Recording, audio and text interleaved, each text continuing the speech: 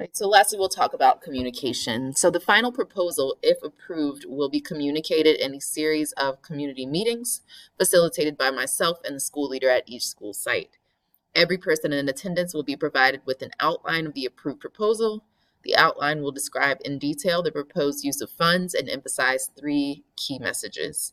One, we are investing in curricular support and teacher development and reducing the student-to-teacher ratio to ensure that students are receiving a truly excellent education with a high level of individualized support and feedback for both teachers and students. Two, most of our contracted service providers will shift to higher quality partnerships that are better able to meet the needs of our students. Quality of services will be of the utmost importance and monitored closely by site-based directors of operations. We are investing deeply in providing wraparound supports for students and their families. We're committed to teaching and nourishing the whole child. The brain, heart, and body cannot be separated for the purposes of education. I will also make a video address that communicates the key points above that will be posted on our regional and school websites, social media accounts, and emailed to all relevant stakeholders.